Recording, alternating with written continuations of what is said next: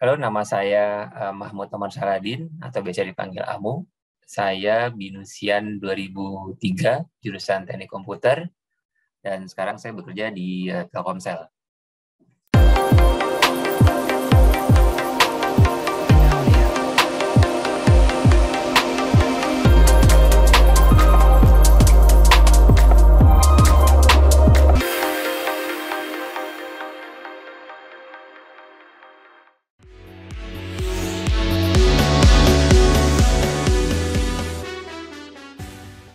Jadi awalnya itu setelah pas lagi saya masih kuliah tuh saya udah mulai freelance. Kebetulan saya kuliah kan ambil jurusan Teknik Komputer, namanya mungkin Sistem Komputer sekarang ya. Nah itu freelance itu lebih karena saya tertarik dengan teknologi internet. Jadi biasanya waktu itu kan yang dilakukan adalah bikin freelance web design. Jadi udah mulai freelance dari mulai masih kuliah. Terus karena memang passionnya di situ, jadi setelah lulus kuliah itu keterima kerjaan sebenarnya bukan berhubungan dengan teknik komputer, tapi dulu awal-awal kerja di content provider. Itu yang dulu tuh yang kirim SMS untuk mendapatkan konten zodiak atau apa gitu kan. Waktu itu memang dekatnya kan sama stakeholder-nya adalah dengan telco company kan. Kita kan service kita ingin dipakai untuk seluruh pengguna telco, baik operator dari yang 1, 2, 3 itu kan semuanya pengen dipakai lah gitu. Setelah itu kebetulan tertarik juga sama dunia digital marketing. Saya waktu itu ada tawaran pindah ke agency.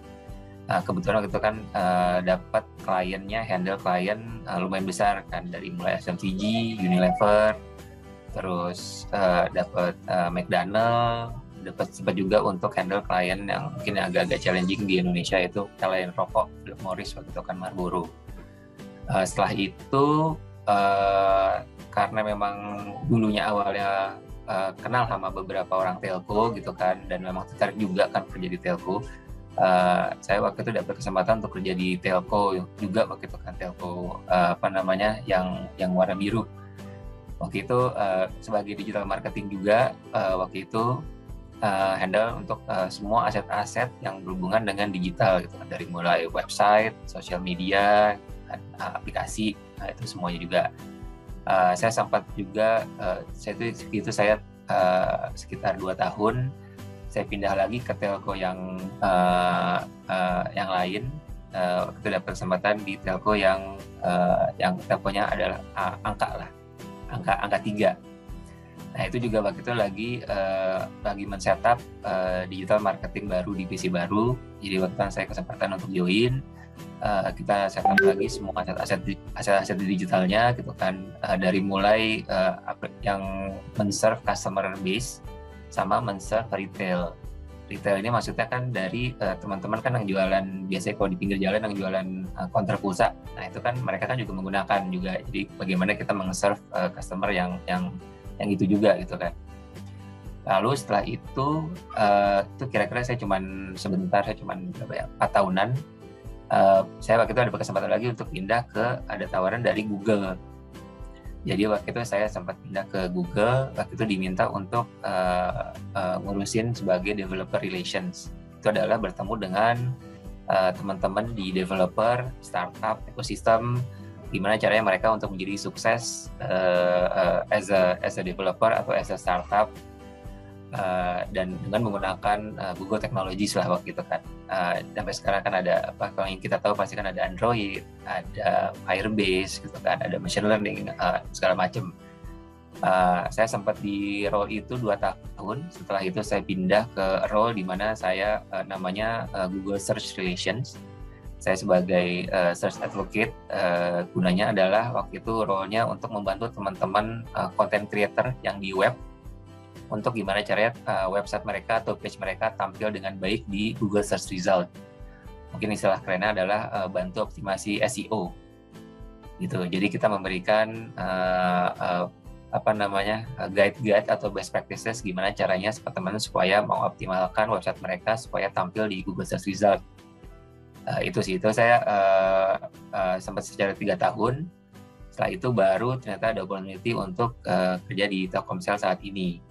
Jadi sekarang saya di Telkomsel sebagai enabler program management. Ini adalah untuk divisi yang membantu teman-teman dari unit-unit lain untuk mengeset target goal masing-masing dan membantu mencapainya lah gitu kan, secara tiap quarter, tiap semester, dan pastinya full year. Itu sih.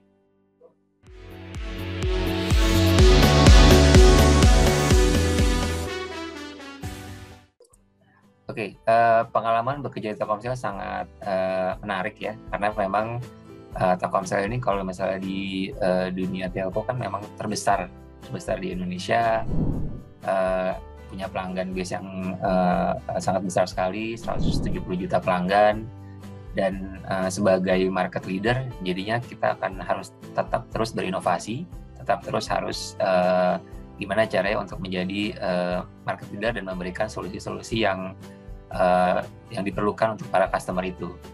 Jadi memang pace-nya itu sangat berbeda dengan yang saya pernah sebelumnya. Memang gimana caranya kita tetap terus berinovasi, kita terus dengarkan feedback dari customer, apa yang mereka inginkan, apa yang harus kira-kira untuk di-improve dari sistem berbagai macam sektor gitu kan. Jadi memang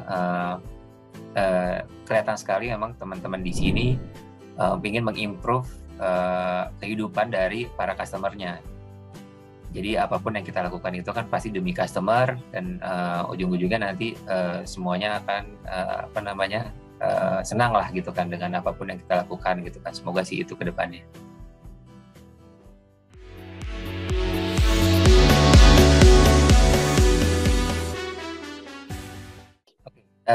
Tantangan terbesar di dunia kerja bagi saya itu mungkin gimana caranya kita dimanapun kita berada, dimanapun kita bekerja, gimana caranya kita bisa beradaptasi. Karena kan di satu lingkungan mungkin kalau misalnya kita masuk lingkungan yang baru, kita harus beradaptasi dengan kulturnya, itu kayak gimana. Dan mungkin kan pastinya namanya perusahaan pasti kan emang business oriented, kita pengen ada business resultnya. Dan apapun yang kita lakukan itu memang bisa mendrive atau mencapai tujuan apapun bisnis dari company itu. Jadi memang tantangannya adalah kita harus mengerti apa sih sebenarnya visi misinya perusahaan, dan lalu diturunkan ke masing-masing unit atau masing-masing divisi kan. Gimana caranya masing-masing unit ini berkontribusi untuk mencapai collective growth itu tadi. Mungkin tantangan terbesarnya adalah menyatukan persepsi dari berbagai macam unit untuk mencapai satu tujuan lah kira-kira gitu kan. Kalau misalnya ada yang tidak tercapai, kayaknya mungkin ada challenges tersendiri, mungkin ada yang belum tercapai atau mungkin pencapaiannya belum maksimal. Ya, semoga dengan adanya collective growth tadi, masing-masing dia bisa memberikan kontribusi yang signifikan lah untuk bagi perusahaan. Mungkin itu kali tantangan terbesar ya untuk sebagai sebagai company sendiri ataupun sebagai individu yang kerja di company.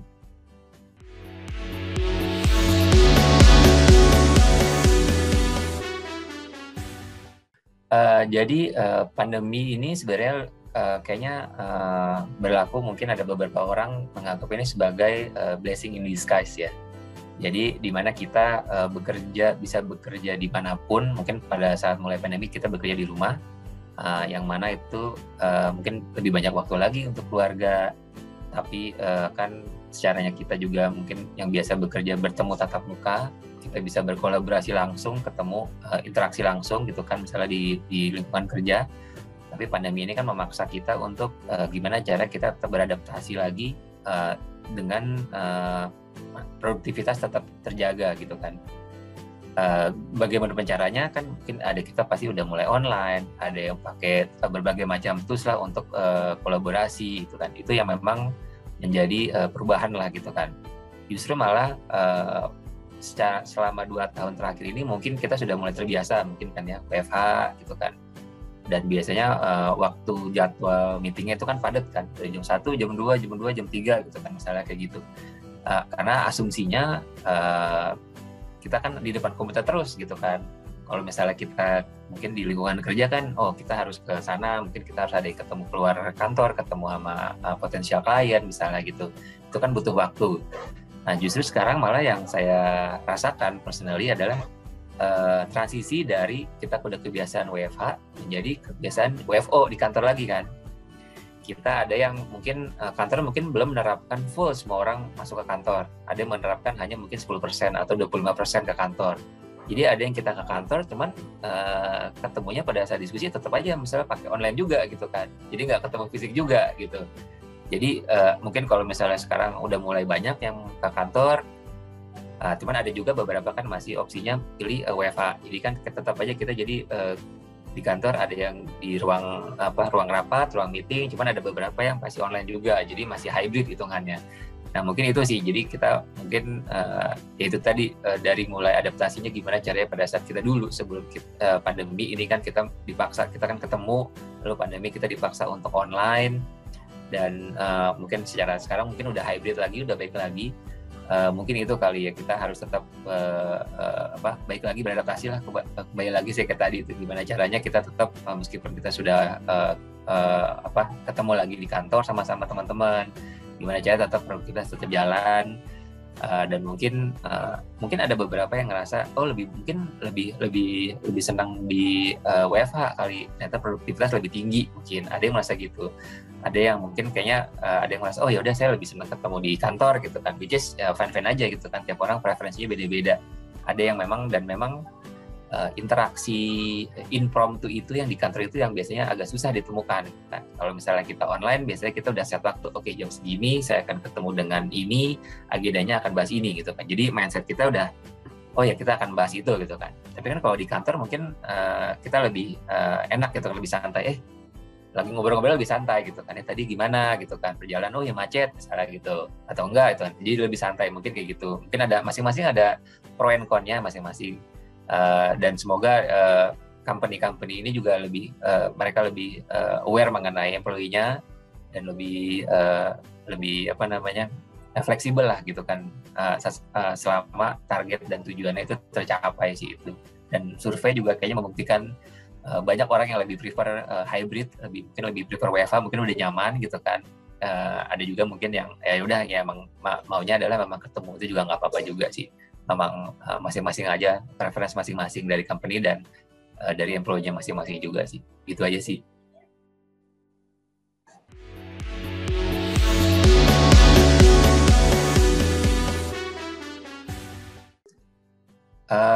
UKM dulu tuh sebenarnya ikut UKM tuh apa yang daftar di yang di Syahadan tuh yang komputer berapa tuh ya?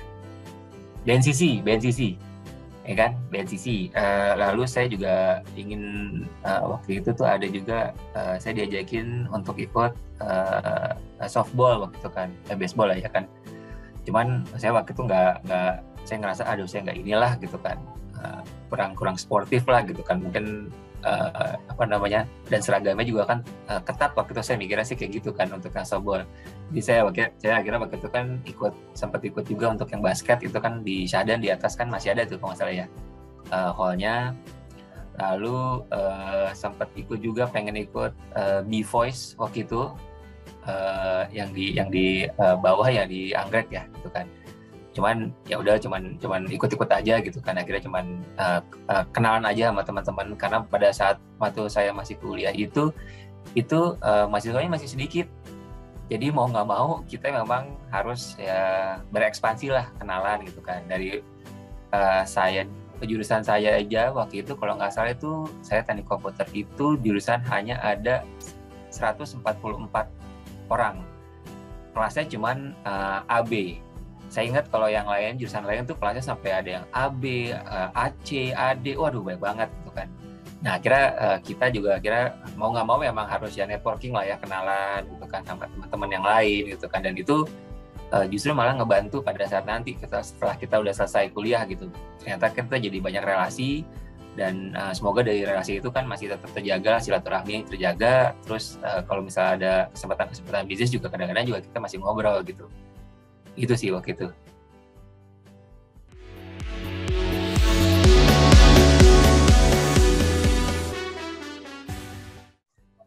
Oke, jadi selama saya kuliah ini Waktu itu memang semua kurikulumnya waktu itu memang sesuai dengan pada saat itu ya, itu kan memang sesuai. Dan saya banyak dapat ilmu-ilmu memang dari waktu itu malah lebih sering mainnya keluar gitu di sekitar kampus gitu kan. Tapi untuk ingin mencari tahu informasi mengenai waktu itu saya freelance-nya mengenai web designing. Jadi saya belajar gimana caranya coding, bikin website waktu itu zaman dulu.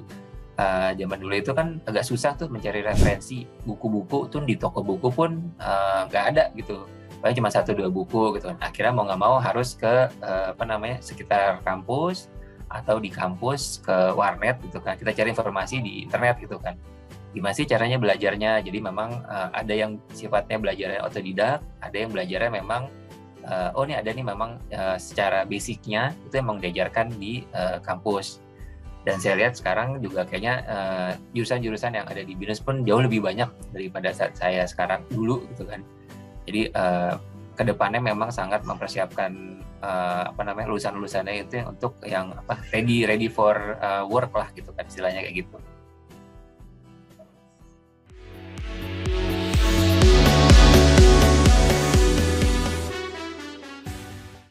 Cara menemukan passion ya gitu kan. Jadi passion ini kan memang sesuatu yang memang ada di diri kita masing-masing lah gitu kan. Baik itu kita tahu atau nggak tahu, atau mungkin belum tahu gitu. Passion pun biasanya sebenarnya passion buat saya personally, passion ini biasanya suka berubah-ubah gitu kan. Kalau misalnya kita sukanya sama satu hal tertentu, misalnya kita suka sneakers gitu kan, itu kan mungkin kita suka aja gitu. Kalau passion itu kan benar-benar beda, yang memang sangat deep sekali relationship-nya dengan suatu hal itu gitu kan ya.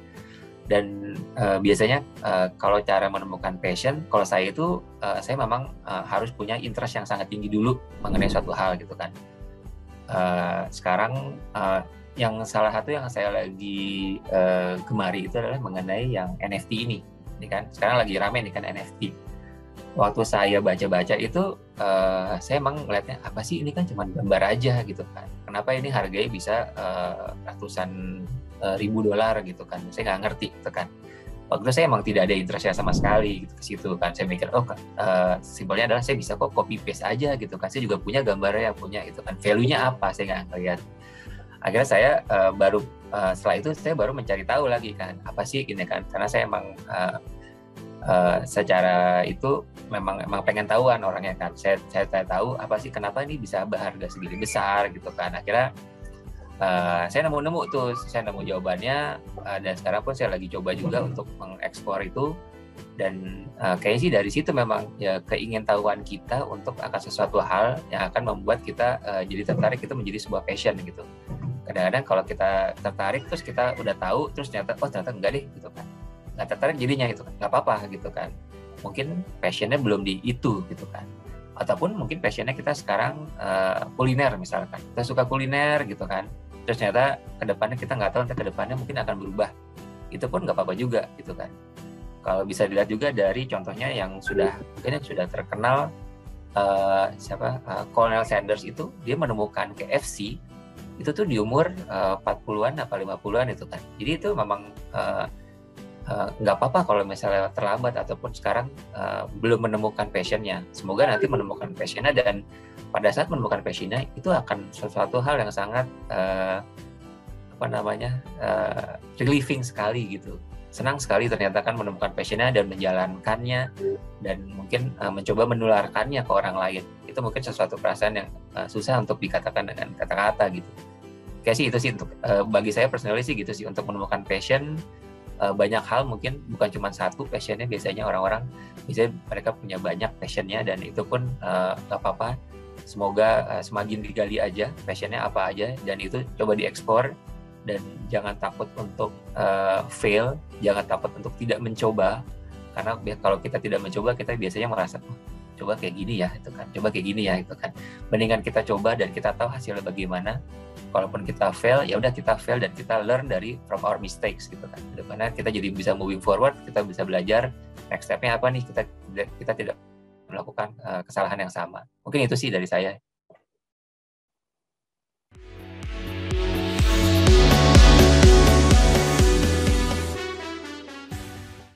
Happy itu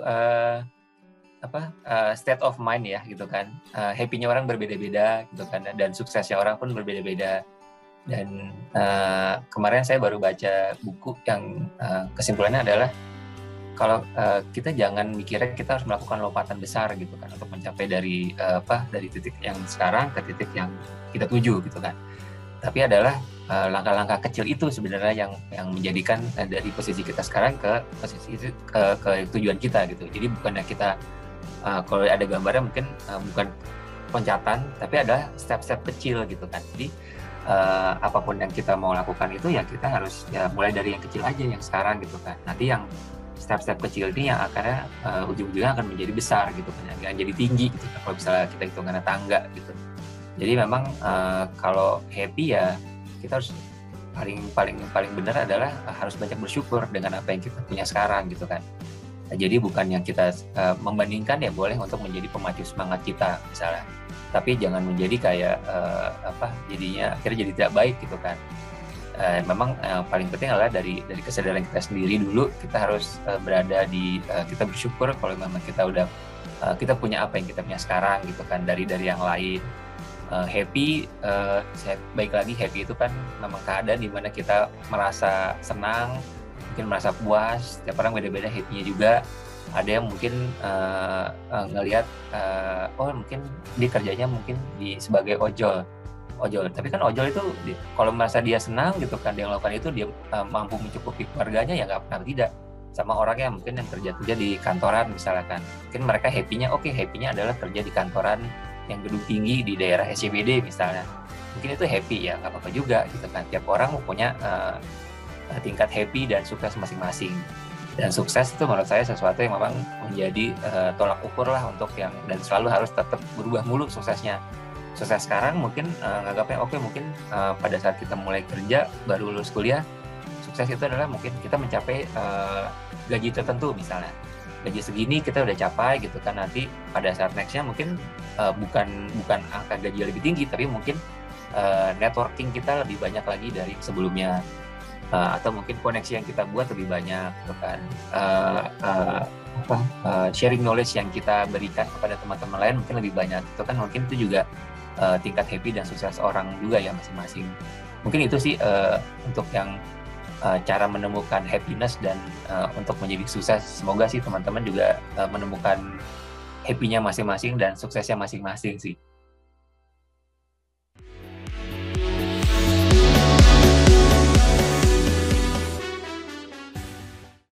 Oke, goal saya sih sebenarnya secara untuk personal memang selalu ingin belajar hal baru, bukan apa yang saya pelajari pada saat saya kuliah di BINUS dulu sampai saya sekarang gitu kan, itu kan berubah banyak, zaman berubah, informasi pun berubah gitu kan, dan kesempatannya pun saya kira mungkin untuk yang zaman sekarang itu jauh lebih banyak daripada saya dulu gitu kan ya. Misalnya kita waktu itu mikirnya kalau misalnya sudah lulus kuliah gitu kan, kita pengen pilihan kerjaannya adalah di perusahaan ABC aja gitu misalnya. Tapi kayak sekarang kayaknya kesempatannya itu jauh lebih besar gitu. Lagi kuliah mungkin mau buka usaha, langsung buka usaha sendiri, aksesnya udah bisa gitu kan. Belajarnya di mana, jualannya di mana, itu udah banyak marketplace misalnya kayak gitu. Dan kesempatannya banyak kerjaan-kerjaan yang jauh lebih variatif gitu kan. Dan tipe pekerjaannya pun jauh lebih banyak gitu kan. Mungkin dulu cuma sedikit, sekarang ada yang sangat spesial sekali, misalnya AI, machine learning engineer gitu kan, itu yang sangat spesifik sekali misalnya kayak gitu. Jadi goals-nya saya sih memang harus tetap keep learning ya, selalu tetap belajar hal-hal yang baru. Dan mungkin kalau misalnya, karena kan kita nggak pengen menjadi obsolete ya, kita nggak pengen kalau misalnya apa yang kita pelajari sekarang ini ternyata itu udah nggak berlaku lagi di masa sekarang gitu kan. Dan semoga di masa depan pasti akan berubah lagi. Saya nggak tahu apa yang ke depan nanti yang akan yang menjadi trendingnya, yang akan banyak dipakai orang-orang gitu kan. Tapi kalau dari sisi karir, saya juga saya ingin lebih banyak terus sharing knowledge saja ke teman-teman, supaya memang teman-teman bisa jadi jauh lebih sukses daripada saya lah gitu kan, kalau misalnya melihat ukuran nilai sukses. Jadi memang pengen lebih banyak bantu teman-teman lah gimana caranya untuk dan sharing knowledge, karena kan pengetahuan itu kan nggak ada habisnya gitu. Kita pengen kalau misalnya kita pun udah kalaupun kita udah nggak ada, orang ilmunya itu tetap masih ada gitu kan. Jadi itu yang memang harus buat saya sih personally goals untuk pribadi ataupun untuk karir sih.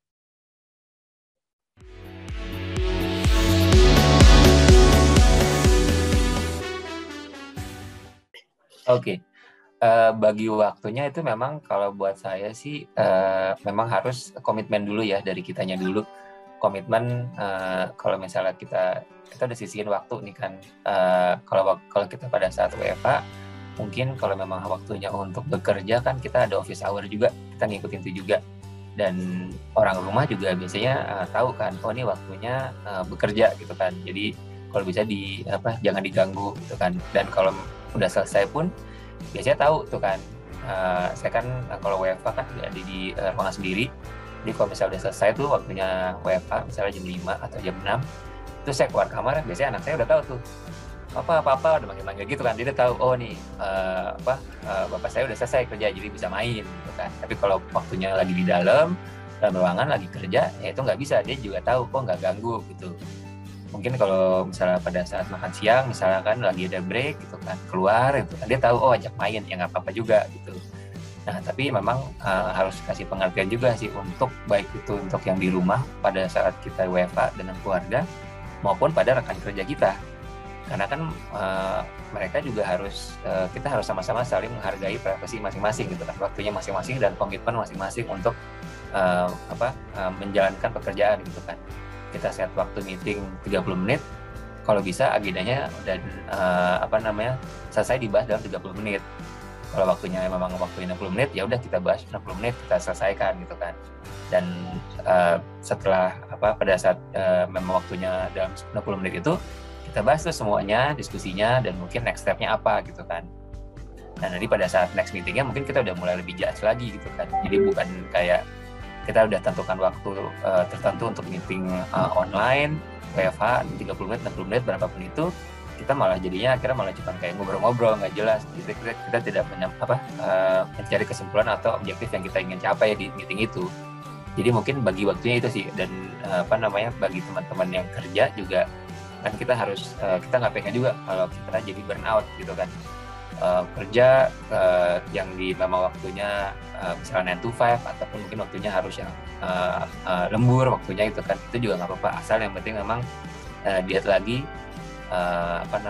wellness untuk diri sendiri dan keluarga, itu yang kayaknya lebih penting sih.